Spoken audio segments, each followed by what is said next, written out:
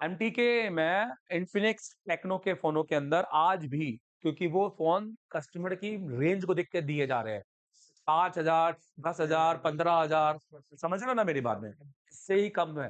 तो इसलिए ये फोनों के अंदर चार्जिंग सेक्शन वो इतना हाई फाई नहीं लगा सारे, इसलिए उन्होंने ट्रांजिस्टर लगा के चार्जिंग सेक्शन को डन कर दिया है। अब देखो बीबस बोलो, क्योंकि एमटीके है, एमटीके हमेशा एक सप्लाई आईसी से पहले बनाता है जिसको बोलते हैं वीसीडीटी। इसलिए बीबस सबसे पहले यहाँ पर दो सप्लाई बना रहा है, एक सप्लाई बना रहा है वीसीडीटी। क्या बना रहा है जल्दी बताओ? जिसमें आपके दो क्या लगे हो, एक एक आपका डिवाइडर सर्किट लगा हुआ है। और जब वीसीडीटी बनता है तो चार्जिंग एलडीओ पर कितने वोल्टेज बनते हैं? 2.8। और यही लाइन एक 7K के रजिस्टर के साथ बीबस से जुड़ती है। तो ये लाइन तो हर एक एमटीके का गेम है पूरी तरीके से, ये दो लाइनें तो सब में रहती है। डन, ये दो ही लाइनें बस ऐड हुई है। अब इसके बाद में बीबस आ रहा है आगे, पर उसके बीच में लगा हुआ है एक reverse bias diode. Hello, series में बोलो, जिसका एक दूसरा सिरा बोलो, हाँ, जिसका एक दूसरा सिरा बेसिकली एक आपके अगर हम इसको कह लें कि ये आपका एक ट्रांजिस्टर है, जिसके ट्रांजिस्टर के बेस में जा रहा है। किस में जा रहा है? बेस, है ना? अब कहने का मतलब है, अगर ये डायोड बोलो इंतजार कर रहा है कि 5 से ज्यादा वोल्ट आएगा तो मैं शॉर्ट हो जाऊंगा। हेलो, अगर ये शॉर्ट हो गया बोलो, या ये किसी ने हटा के क्या मार दिया जब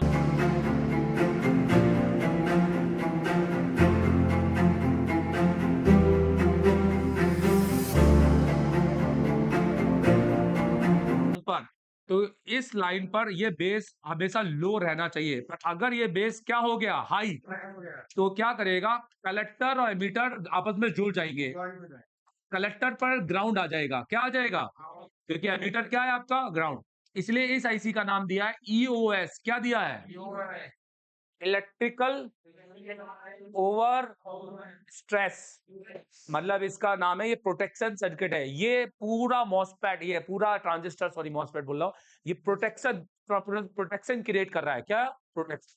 सिर्फ डायोड के मैं आपको बताऊंगा कि क्या होगा, समझना।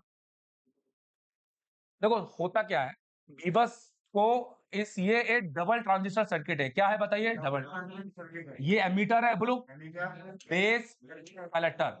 बोलो एमीटर वो होता है जिस पर सप्लाई दी जाती है। सही है, सरल तरीके से समझिए। एमीटर वो होता है जिस पर इनपुट सप्लाई आती है, जिस पर इस पर इनपुट अभी क्या आ रहा है जल्दी बताओ? बी बस, तो हमेशा एमीटर पे 5 वोल्ट मिलता है, राइट। बेस वो होता है जिसको सिग्नल दिया जाता है, ताकि आप जैसे ही इसको, अगर बेस इसका एक्टिव होगा बोलो, से आउटपुट निकलना क्या हो जाएगा? चालू। समझ में आ रहा है?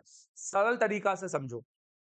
एमीटर 5 वोल्ट लेगा, और अगर हम बेस पर कुछ वोल्टेज पैदा कर दे बोलो,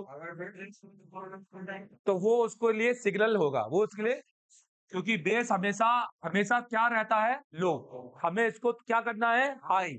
जैसे ही हाई होगा बोलो, तो ये ट्रांजिस्टर स्विचिंग करेगा और कलेक्टर पर क्या देना चालू कर देगा? आउटपुट। ये बेस एमीटर कितना लेगा? 5। और जब कलेक्टर पे आउटपुट चालू करेगा तो कितने वोल्टेज देगा?